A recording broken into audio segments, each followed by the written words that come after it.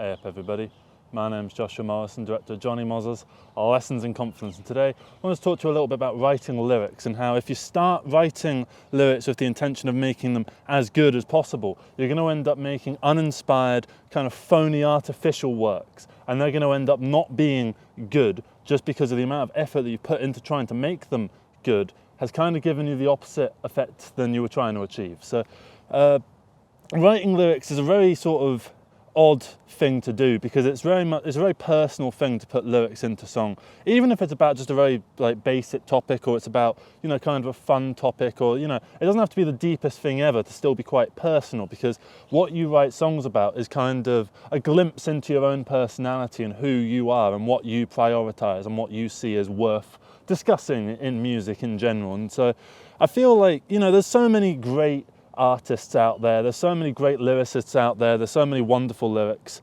I think my favourite lyric at the moment, I've been listening to a lot of Akala, like the Fire in the Booths, and from I think it's Fire in the Booth 3, he's got one lyric which is what is it? They put their bodies in the sand to make us look bad. They put bullets in their head to make us feel sad. And it's kind of talking about like the US occupation of various Arab countries like Iraq and that kind of thing. And that on its own as a lyric, I think is just genius, because he's not overthought it. He's not gone super deep into it, but obviously he has a message that he is trying to get across. And throughout most of his lyrics, there's some parts where he rhymes the same word with itself a couple times, but what matters more than just the individual rhymes and the individual pieces is the overall collective whole. And I think that's what's important when you go into writing lyrics, is to try and think about it not in terms of this line and that kind of thing and how they interconnect, but to think of it as a whole piece and a whole song. What are you trying to achieve with your song? What are you trying to say with it? Are you trying to make a song about quite a serious subject like the US occupation of Iraq, or are you trying to make a fun little song about, I don't know, potatoes or something? Because those two different things are going to give you very different results. You're going to get a different song out of those different things, quite obviously. And I think it's important to write honestly, rather than to try and replicate what you see and to try and replicate what you think is good, because you're never going to be able to achieve that same thing. Right? Because you can only achieve what you can achieve. You can only achieve what is true and honest to yourself. Because all of these artists out there, right, they are all writing, like the ones that you really aspire to be and the ones that you look up to and respect. If they're great lyricists, they're not sat down and worrying about how to make the best lyrics ever. They're not trying to make deep lyrics. They're not trying to make insightful lyrics. They're trying to tell a story or to try and convey a simple or complicated idea in their own words and in their own way, and convey their worldview on this specific topic, right? And that's what you need to do. You need to write honestly, rather than trying to write well, because it's much more interesting to have a badly written song that is earnest and clearly trying to do something, rather than a song that is artificial and sort of phony about a topic maybe you don't particularly care about, or it's a topic that you do care about, but you've spent so much time refining and trying to figure out the perfect way to rhyme this line with that line, or to try and find the perfect word here with the right syllable count or whatever, that you end up getting into that, and then you get so into the individual trees that you end up losing the forest around you, right? So if you end up doing this, and I did it with my last album, Decisions in Another Language, I would spend months and months refining these lyrics, right? And I think the songs where I did that are probably the worst written songs on the album, and the best written songs are the ones that I did in one or two drafts. You do one draft where, most of the ideas come down, and then you do a little bit of tweaking because you realise, oh, actually that doesn't work, or oh, that bit doesn't quite work there. And it's when you've still got it all like seared in your mind because the burst of creativity has still just hit you and it's still wearing off. That's when you want to refine your lyrics. And at a certain point, you need to just put a line under it and just say, right, I've done my lyrics, these are the lyrics, okay? I'm not going to mess with them anymore, because the more you do it, the more you start to be discontent with your own writing, and the more you're discontent with your own writing, the harder it will be to write good lyrics no matter what. Because you know what? Most of the artists that you like, right, probably sat down and the thing that you respect them for the most, the song that you like the most, they probably at some point, close to the album's release, maybe thought, oh, these lyrics aren't that good. you know, like one of my favorite albums is Animals by Pink Floyd, and I can't remember the exact line of it, but like it's about the sheep following one another into the Valley of Steel, and it's kind of talking about like the industrialization process and people going into work, like the factory and stuff like that. I think anyway, I'm not entirely, but then part of why music and lyricism is so good, because it's poetry, and poetry is inherently slightly subjective, and it's subjective within the realms of the topic at hand. You know, it might not necessarily be about that particular part, it might be about a different particular part, but it's got you to think about the overall topic of the song in question. And that's what lyrics are good at. That's what poetry is for. It's to try and get you to think about whatever the artist wants you to think. And even if you come out with a slightly different interpretation than what the artist originally set out to do, to make you think, you've still managed to get something whole from that song. And if you can get that, then you can do it too. Because all you need to do is just write honestly. All you need to do is just write what matters to you in a very deep and true sort of way, and try and get that out to the world. And that might not necessarily mean you have to bare your heart and soul out over a fucking like song about, I don't know, how your father's died or something like that. It can be something more, you know, simple and quaint, because that can also be true to you. If you've got, I don't know, like it's very nice to have a cigarette on the balcony and look out over a grand vista. Make a song about that if that's something you enjoy doing. Make a song about football if you enjoy football. Like these are little things. There's a guy at the shop near me, right, who I've been saying hello to, and he's been saying hello to me for years, right? I don't know his name, and I feel a little bit bad about that, because I feel like I really should know his name, and he's a really nice guy, but it's way too late now for me to ask, hey, sorry, what is your name, by the way? I'm Josh. Nice to meet you. Even though I've been saying hi to you for 5 years, you know? And I'd like to make a song about that. It's not a big topic, but it's a quaint topic, but it's very deep and true to me, because it's my personal experience. And I think as long as it's your personal experience that you're putting down earnestly, other people will relate to it, because other people will probably have this same experience. They've probably gone to a shop and been saying hello to the same person for ages, and then gone back and realized, like, hang on, I don't know that guy's name. What's his name again? Oh shit, I don't know. You know, and you know, you can write about whatever you want to write about. Are you a deeply political sort of person? Then you can write about that. Are you a deeply philosophical person? Then you can write about that. Are you someone that is more interested in the world in a material, realistic sort of sense? Then you can write from that perspective. So write from whatever perspective fits you and feels true to you, rather than trying to replicate something that you're not, because that's what you consider to be good. Okay? Because you're never going to be your heroes. You can only be yourself, because your heroes had heroes that they wanted to be, and they didn't become those people. Like David Gilmour, for instance, was inspired by people like Chuck Berry, and he's very not similar to Chuck Berry in the slightest, but I imagine when he was a kid and when he was first learning guitar and before he got really successful, he would have thought, oh, I'd love to be like Chuck Berry. And now he's nothing like Chuck Berry, but he's incredibly successful because he's doing what's true to him.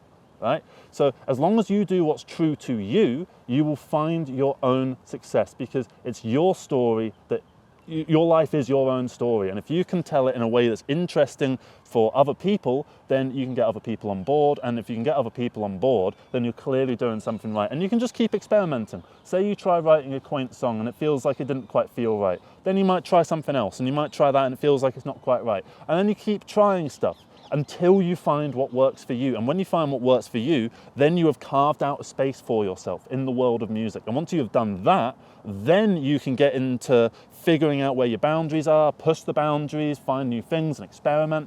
Because it's always good to experiment. It's always good to try new things. And it's always good to, and you don't necessarily have to write exactly what you know about. As long as you are aware of what could potentially be seen as naive, then you're free to do kind of whatever you want. And hell, even possibly the naivety could be an interesting aspect towards the song or the album, or whatever it is that you seek to make. And whatever it is that you want to write about is probably more universal than you think. Even if you write in extreme specifics, say you're a very analytical, logistical person, you can write from that perspective. You can write from all kinds of different perspectives, right? Now, I got sent this picture meme thing, right, by someone, and I just want to get it up for you, because it's a load of different ways of interpreting the same sort of lyrics, right? It's the same way of seeing things in different colors, essentially. So let me just get it up. So it's a brief history of modern art and poetry, and it's got impressionism. Roses sway in softened reds, violets swim in murky blues, sugar sparkles in the light, blurring into golden hue. Right? Now you've got pop art. Roses go blam, violets go pow, sugar is cool, you are so wow. Right? And then you've got conceptual art. Roses are red, coated in blood, a deer's severed head drips from above. Right? And you've got pointillism, which I don't really know what that is. Roses have a black spot, you're spotty too. Sugar is granulated, I'm dotty for you, right? So those were incredibly different ways of approaching the very simple roses are red, violets are blue sort of thing, right? So you've got so many different ways of actually approaching the same topic. And you can try different ways of approaching the same topic. It's not like you can't write about the same topic more than once. If you've written about a topic and you feel like you didn't quite get it the first time, you're free to try again. You know, it's not like you have to pay to write. It's not like you can only do a subject so many times. You can do it until you're bored of it, right? Because there's so many, like, look at Taylor Swift. How many times has she written about boyfriends and stuff like that? People might make the odd joke about her doing that, but if it feels true to her, then why can't she do that? Why can't she do whatever she wants to do? The same way that you're free to do whatever you want to do, right?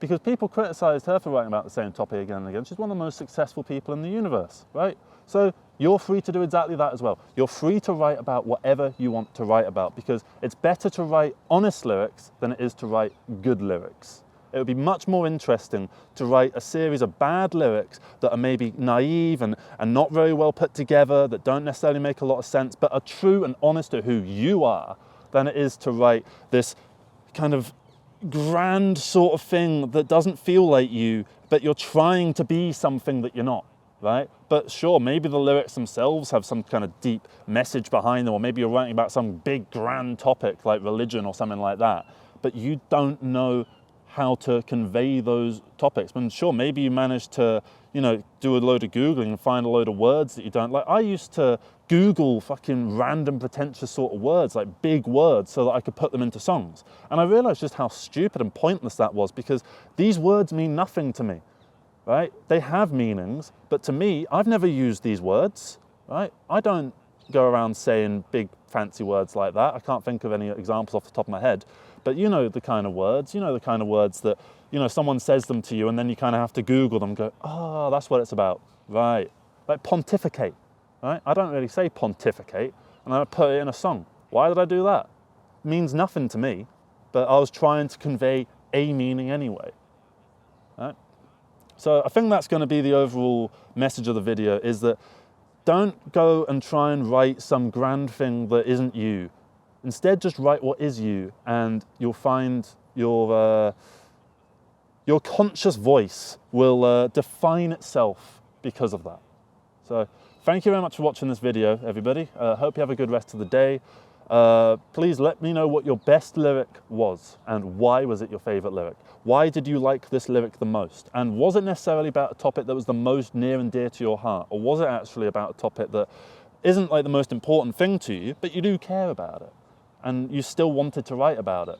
Because you don't have to write about only the stuff that matters to you, like more than anything else in the universe, because that would get a bit repetitive after a while. There's only so many times you can write about, all the problems in the universe, or like the grandest topics around there, or like the thing that matters the most to you. Sometimes it's fun to just write a little song, and sometimes it's fun to write a big song about a grand idea. Right?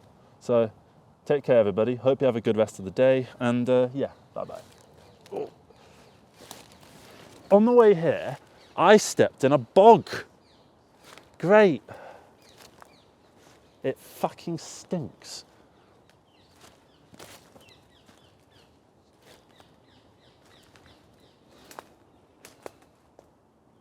Hey up, everybody.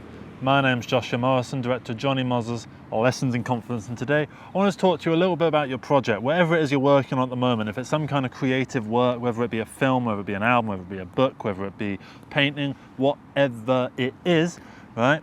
You've been working on it for a long time. You've been putting your heart and soul into it. You've really put, honestly, you want this to be perfect because you've been trying so hard, and you've put so much work into it that surely you deserve a good product out of it. So I feel like if you've been spending sort of maybe months on a single project, or maybe even potentially years on a single project, you know, there's this idealized version of the thing that you're working on that you see in your head. That is your vision, and that's what you're trying to get this thing towards. Because it's a work in progress, you're working towards getting it up here, which is where you want it to be. You want it to be in this completed state that you see it in exactly the way that you see it, whatever that might be, right? But say you were to get it to that point, is it going to be a masterpiece? Is it going to be like a really, really great thing? Is it going to be even necessarily above average in terms of quality? Not necessarily. You can't guarantee that. Just because you managed to fulfill your vision doesn't mean that you have managed to make something of high quality. But do you need to make something of high quality? Not necessarily, because I feel like as long as you have made something, then you are already doing better than most people out there. And you know, so many people would love to make a film, and so many people would love to like make a song or whatever, but they don't. The difference is you do. Now, how is that useful to you in this present moment when you've got this project that you've been working really hard on? Maybe you've been spending money on it, maybe you've got people waiting on you, relying on you, that you know that you're going to disappoint at some point with this project. How do you kind of grapple with that? Well, think of it like this. Think of all the films out there that you've watched, and think of some of the best times you've ever had watching a film. Is it necessarily that the best time you had watching a film was the same as the best film that you've ever watched?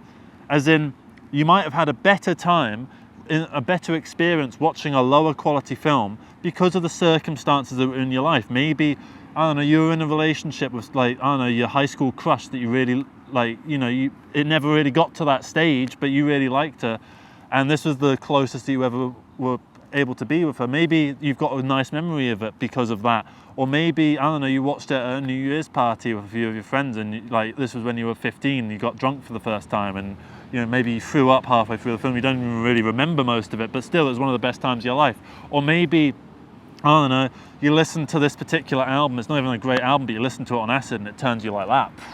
You know, you could have all different reactions to art that isn't the highest of quality, but you can get a high quality reaction from it because of the circumstances that are in your life that the film or the bit of art that you're engaging with cannot control.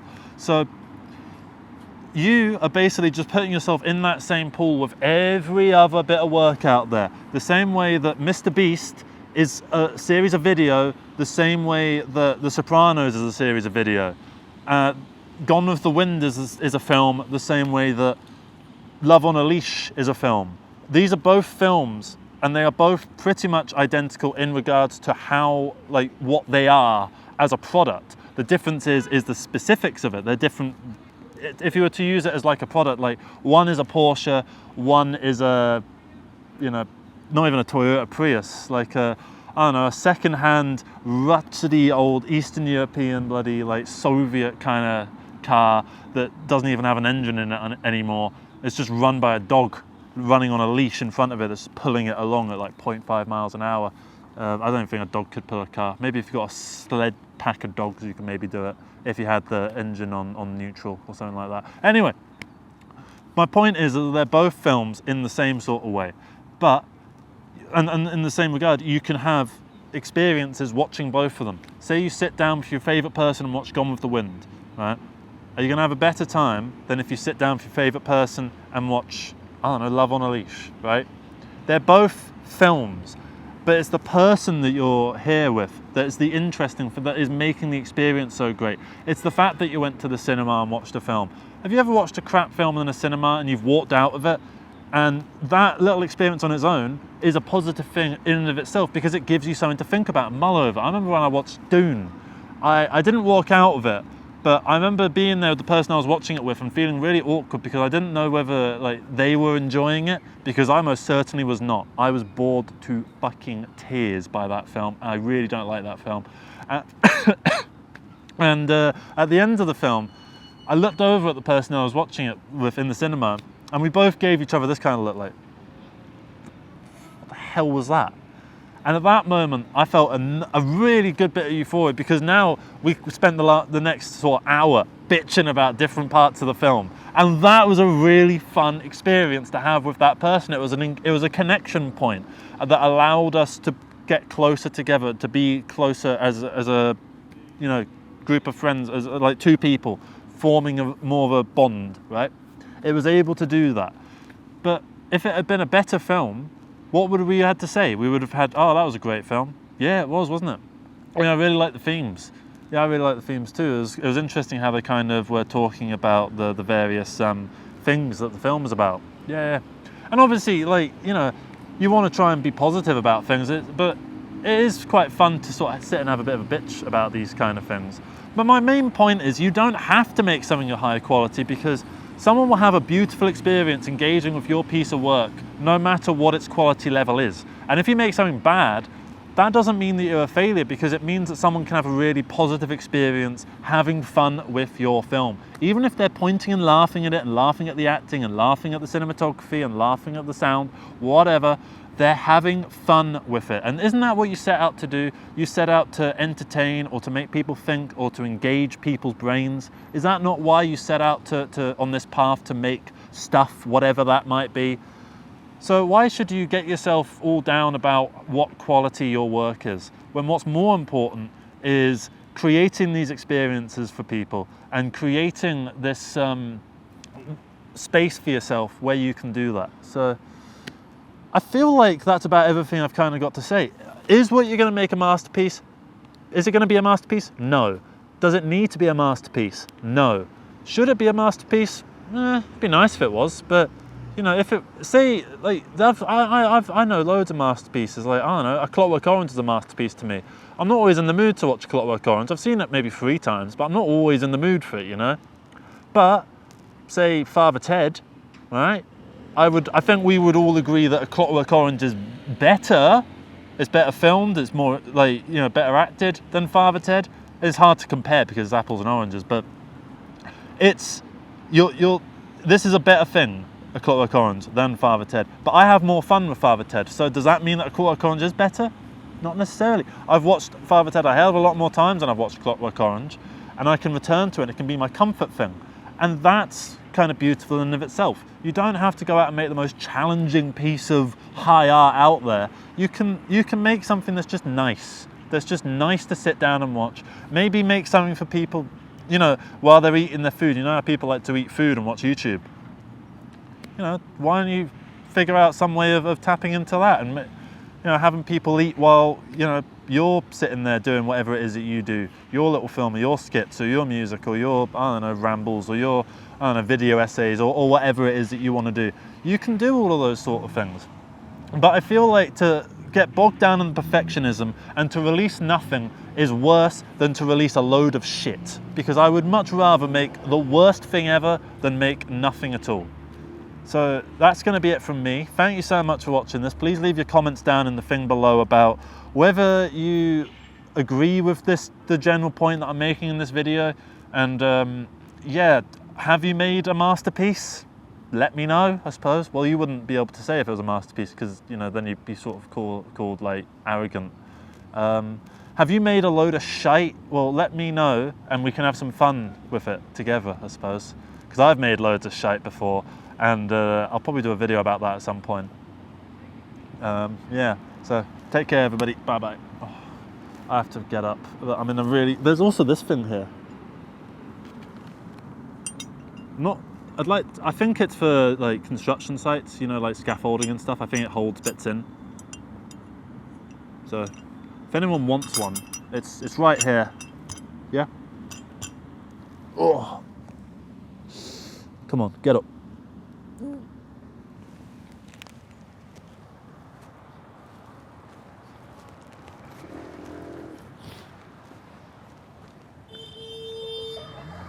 Hey up everybody, my name's Joshua Morrison, director of Jonny Mozza's Lessons in Confidence. Now, this shot is currently being filmed at 20,000 ISO, f-stop 1.4 or 1.8, something like that.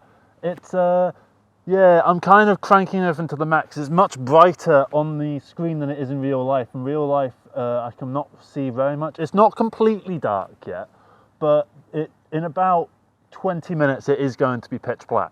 So I thought I would take this time to sort of show you what this camera can do at really high ISO, and that your camera can kind of do this sort of thing as well. If you've got a DSLR or some kind of various camera, you can make some kind of stylistic decision with regards to your footage, and you can make things look pretty, because what prettiness isn't necessarily what makes something look professional. You don't have to look professional to look pretty, and you don't have to look pretty to look professional. There's a lot of professional sort of commercial kind of stuff out there that looks really, really crap, but it doesn't really matter because it looks professional. And what you're doing is kind of the same thing, but in the reverse, in that it doesn't matter if it doesn't look professional because it looks pretty and it looks you and it looks distinct. And I think that's what's more important. If you can get an interesting shot, get the shot. Fuck whether the ISO is 20,000. Fuck whether you have to set it to f1.8. I'm trying to make it so it swings more this way, so that it... I should really be facing the camera, please. So I'm trying to make it so that it swings sort of this way, because I know if it's going that way, because of the f-stop, the way that f-stop works is that it makes the focus distance, so like that, for instance, that could be the focus distance. All the stuff between my two hands would be in focus, right? If that was, say that was f1.8, this would be f1.2, this would be f2.5, and then if you had like f20, this would be in focus and the trees behind me would be in focus. So you can do things however you want, but the sacrifice that comes with f-stop and having a higher f-stop is that it closes the lens slightly so that it can actually get that effect. If you're filming with a really high f-stop, you might have a high field of focus, but your shot is going to be darker as a result, which means filming in times like this is going to be a lot more difficult. If you ever notice indie films, right? There's a film called Before We Go, which is not really an indie film because it stars Scarlett Johansson and Chris Evans, but the way that it's shot is kind of shot like an indie film. It's shot with very, very narrow fields of focus, very, very like f2.0. It's probably with T-stops actually, because they probably use better quality lenses. But the point is the backgrounds in all of them are incredibly filled with bokeh, which is the out of focus kind of lights, the little circles that come from a light source being out of focus in the background. That's the look of that film, but it's very bright, and a lot of it is filmed quite late at night.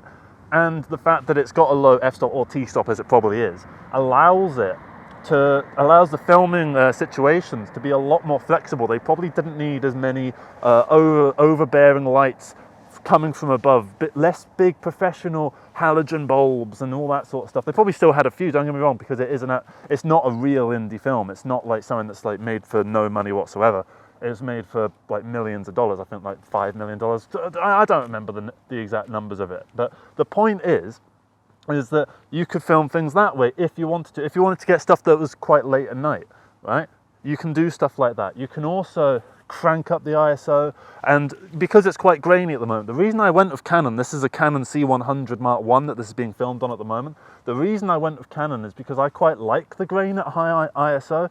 It's got, I mean, this is a bit too extreme even for my liking, but it's got quite a nice analog sort of look. The reason I went for Canon over Sony, because I was looking at getting a Sony A7 Mark II, the reason I went for this over that was because the ISO grain that came out the Sonys and the color sort of science of it, it felt like it was giving quite digital, quite nasty, quite harsh grain compared to this, which I think is a bit nicer and a bit softer and a bit more workable. So it kind of gives you almost a bit of an old nostalgic kind of feel. So I feel like you can do a lot more with your equipment than you might originally think. And it doesn't necessarily matter that it's not the most incredible high production value out there. What matters is the content that you're putting inside of that shot. Make sure that that content within the shot is interesting. Make sure the characters are engaging. Make sure that what's going on is interesting. Make sure the dialogue is captivating. All of these things are far more important than what's going on, right? Look at David Brent in The Office, right? That thing is shot on these really crappy tiny cameras, and you look at the footage on that, it's terrible. You could probably get better looking footage using your iPhone 15, 16, whatever the newest one is, right? But it's one of the most successful shows in Britain, and for the past 20 years, all sitcoms pretty much have been trying to rip off The Office because what was on the screen was so captivating. That's what's important. So what's on the screen, not the screen itself. right? And I thought I would come out here and film in the weirdest of worst circumstances just to try and get that point across. Now I know this isn't the most interesting content out there, but if you're watching at this point, obviously something is going right. And it's not the fact that the camera is graining the hell out. That's what the image feels like right now. If the image had a sound, it would be like that, right? But why does it matter? It doesn't, is the way I see it. You can have a lot of fun with the look of your film, and if you're willing to sacrifice the professionalism, you're a lot more free to be creative. So I think that's going to be it for this video. Thank you so much for watching. Can I face the camera when I'm doing my outro, please? Okay, well I guess I'm facing up. Hang on. So thank you so much for watching, everybody. Hope you have a great rest of the day. Okay, and take care. Love you all. Leave your comments below about how you've managed to use your equipment to do some quite weird things, and that you thought maybe you can never do with your camera or your sound or whatever it is that you might have. In general, really, you can experiment with the look, because it's still the same world out there at the end of the day. It's just how you film it. So yeah, take care, everybody. Bye bye. Oh, I'm gonna push it like that so you get something kind of. That's what I wanted. I wanted this. Woo, woo, woo. Yeah, this is kind of how I wanted it to look, but a bit more like this. There we are. That's what I wanted. Back and forth like that, not up and down like that. That makes it go in and out of focus. So yeah, that's kind of what I was after. Yeah. Click the videos, by the way. This one's quite good actually.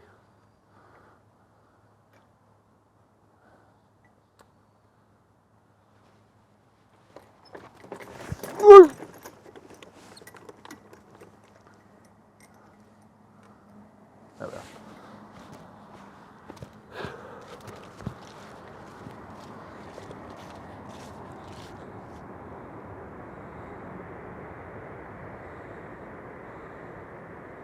Hey up everybody, my name's Joshua Morrison, director of Jonny Mozza's Lessons in Confidence, and today I want to talk to you a little bit about the fact that I can't sing. I really can't sing. I've never had professional lessons. Yeah, that's basically as good as it's going to get, right? And for a long time I was making music, and I was making instrumental music because I was sort of told by other people that I can't sing and I shouldn't try to sing, and there's this idea that if you can't sing, you're never going to be able to sing, and it's kind of a God-given talent that certain people have and other people don't. And you know, for a long time I did believe that, and I believed I can't sing, so why should I try to sing? And I kind of started thinking about it more and more, and I realized I kind of want to sing. I have lyrics that I want to get out there. I have messages within the lyrics that I want to put out there. Even if it's just your bog standard, you know, like a love song or you know, a song about the end of the world, or just, you know, there's the standard stuff that everyone writes songs about. I want to approach those things in my way, with my voice. And why should I silence my voice just because I can't hit a C note? Because I started to think recently, some of my favourite bands, right? The Sex Pistols, Johnny Rotten, he can't sing. Oasis, he can't really sing. And then again, oh, maybe, like, that wasn't too much worse than what Liam Gallagher actually does. But look at Liam Gallagher, one of the most famous musicians in the entire world. He's extremely successful because of his lack of singing talent. Now, I'm not saying that he can't sing. Obviously, he can sing, and I imagine he's had some training and so on and so forth. And I'm not saying this to, you know, downplay the talent that goes into Oasis songs. I really like Oasis. I love the first two albums that they did. And you know, they're an inspiration to me, particularly in regards to singing, because I looked at Liam Gallagher and I kind of thought, well, hang on, if he's doing that with his voice and he's made something out of his voice, why should I not get my voice out there? Because someone might like my voice the same way that people turned out that they like Liam Gallagher's voice, and it's, you know, the same way it turned out people like Johnny Rotten's voice. And when they first started, I imagine that they were told time and time again, Johnny, Liam, sit down, I've got something to tell you. All right, what have you got? Guys, you really need to pack in the singing, because you just can't do it, okay? Look, I've heard you try and I've heard you fail, so just pack it in now before you embarrass yourself. And, you know, I thought about it and I thought, sure, some of my songs might be embarrassing because my singing isn't high quality. Sometimes I'm off key. I don't even know how to sing in key. I've realized that I think I'm like an F natural generally. So if I write a song that's in F or F sharp, I can kind of do it. But if I write a song that's in, say, B or in, I don't know, D, I can't really sing that quite as well. So I started realizing what my strengths are and playing towards them and playing towards what I can do. I realized that I'm okay at doing more of a talky style of singing. And so I approach songs by doing a bit of a talky style of singing, you know, instead of trying to go, hey, why has it gotta go that way? You know, I can't sing that kind of thing. I can't do all the hoo, hi. I can't do that kind of thing, all right? And I've accepted that. But that's not to say that there's not something that I can do within the singing sphere, something that I can do that can put my voice out there into the music, and then the music can go out into the world. And you'll have that as well. There's probably been people out there that have said, say if you're learning the guitar, you can't play the guitar, so pack it in. You can't play the piano, so pack it in. You can't do this, so stop. Don't stop. Don't let these people tell you that you're not good enough just because you're not experienced enough or talented enough at this present moment, because the only way you're going to get to that point where you will be talented and experienced enough is if you keep failing. If you keep failing, eventually you'll go from having a 100% fail rate to 99% fail rate to 90% fail rate to 50% fail rate to 30% fail rate, and eventually you'll be hitting basically every single time. And that's the way that you should try. Just keep doing and allow yourself to be shit sometimes, because you're not always going to make the fucking next magnum opus. You're never going to make everything perfect every single time. So don't try to do that. Just try to express yourself, because that's the point of this. That's the point of making art in the first place, because you have something that you want to say. And it's not about the wording of the way you say it. It's about the core of the message itself. And if people resonate with it, then they resonate with it. And it doesn't matter how you worded it, because whatever you're doing clearly works, right? So what I would say to you, if you're trying to sing, if you're learning to sing, and you know you're failing at the moment, maybe you're a bit like off key, maybe you're a bit flat, maybe you sound a bit monotone as you keep singing, I wouldn't tell you to stop. I wouldn't tell you to pack it in and just be an instrumental artist, because that's what I did. I did that for about 6 years, but towards the end of it, I do enjoy making instrumental music, but I started to feel like the music itself was empty, and people kept telling me that the music was screaming for vocals. They were screaming for some vocals on them. And I heard that exact phrase time and time and time again. And I kind of thought, well, I can't sing, so I can't do anything with it. And with the album I released recently called Decisions in Another Language, I was originally going to get a friend of mine to sing everything on it, right? Because he can sing and I can't sing. And I started to think, well, hang on, this album is an incredibly personal thing to me. And it's about a topic that's really quite close to me, that I resonate with. And it would feel almost a little bit empty and void of that intention if someone else was to sing it. The same way that, you know, Bob Dylan singing his stuff, it's his personal experience. And if someone comes along and covers it, it's brilliant that they can add the instrumental factors to it, and they have their own way of interpreting the music and the lyrics of it to fit their general life. You know, maybe Bob Dylan wrote, I don't know, say a breakup song. You know, everyone's gone for a fucking breakup. So that other person, Jimi Hendrix, might have come along. I can't remember what All Along the Watchtower is about. It's not about a breakup, that's for sure. But whatever it's about, Jimi Hendrix could have looked at it and gone, oh, I really resonate with this. I'm going to do something with it. And then he sings on it. And the cover is just as good as the original, in my opinion. And even though it's not the original artist's intent, it's the message that comes from the art itself that is what's interesting here. Because the art itself has the message, and it's up to the audience or the other person that's covering it or whatever to take that message and develop it for themselves and to then present it to other people. And then those people can get something from it. Have you ever listened to a song and like thought the lyrics were about one thing that was quite relevant to your life, and then you've gone on Genius Lyrics or whatever, or you've read the Gatefold sleeve, and you've kind of gone, oh, bloody hell, I didn't realize it was about that, you know? And then it kind of hits you. It's like, this song is actually not what I thought it was. It's actually something completely different. But I still like it for what it is. It's not like I find out that this song's about a certain topic and I just like, done with it now. It's not what I thought it was about. Okay. You know, so what you're trying to do with your music, or whatever it is that you're trying to do that you might not have the talent for at this present moment, doesn't mean that you're not going to have that talent at a certain point. And if you stop now, you're never going to have that talent. But if you just keep trying, keep falling flat on your face, keep getting up, keep trying, persistence, you will eventually get to a point where you have the talent that is needed to make a message resonate with an audience. Because you had just as intelligent a message 10 years ago when you might have first started, right? Sure, maybe you were a bit more immature. Say your stuff was a bit more naive back then, right? I know some of my stuff from 10 years ago, I full on unlisted it. I've blocked it off of YouTube because I didn't really want people to see it anymore, because I've decided, Jesus Christ, I don't think that stuff is, I don't want people to see that because it's just so naive and so immature. But there is something in those little messages that I was trying to get out there that if I had just had the talent to be able to meld the ideas that I was forming in my head into something that was more tangible to an external audience, then other people would have been able to come on board with it, right? And the further that you go in your journey as an artist or creator or whatever it is you want to call yourself, the better you're going to get no matter what, right? So take any major rock artist from the 60s or the 70s, right?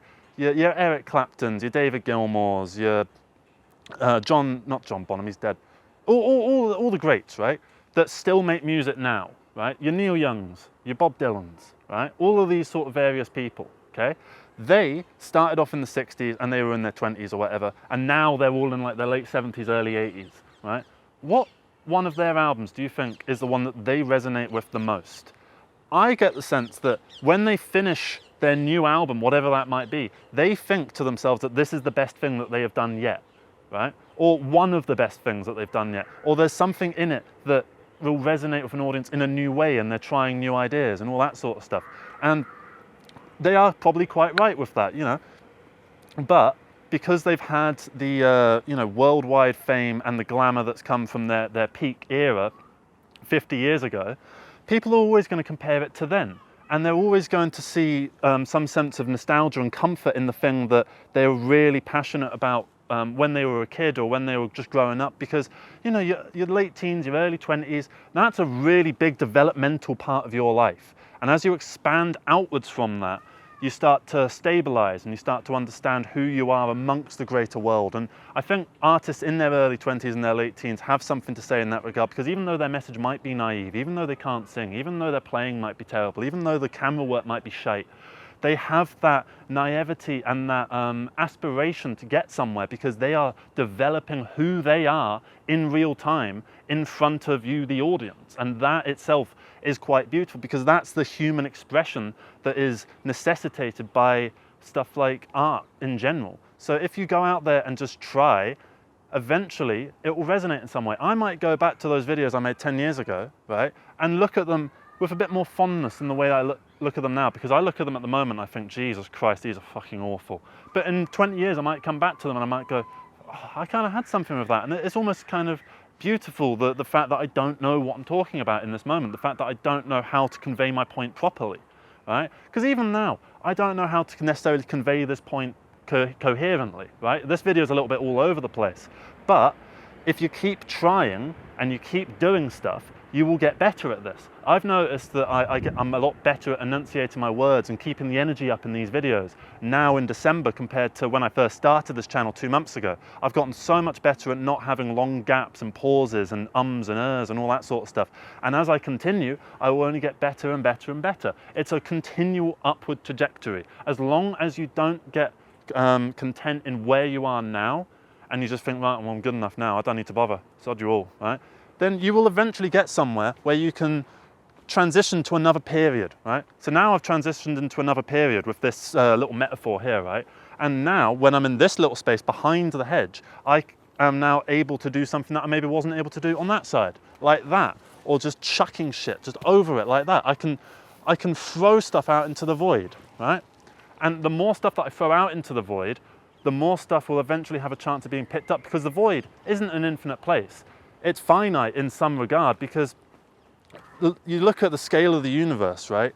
And you look at the scale of yourself within that.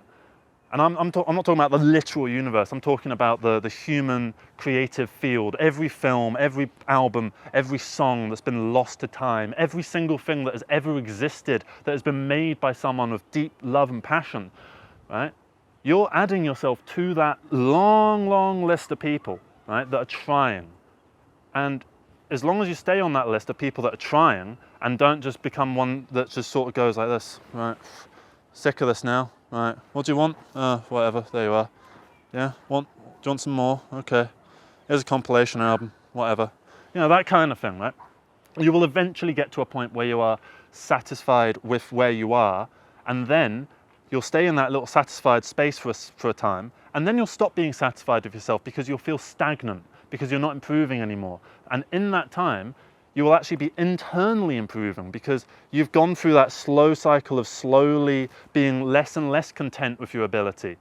And then eventually you'll get to a point where, like, I need to start improving now. And that's when your talent will really skyrocket up to the next level, and then the next level. And you'll repeat this process time and time and time and time again. Okay? If you keep trying this, the more times that you go through that little cycle of getting happy with where you are, and then getting dissatisfied with where you are, and then improving, and then getting happy with where you are again, and then getting dissatisfied with where you are again, time and time and time again, you will just continue to improve and develop. And that's what you want to be doing, right?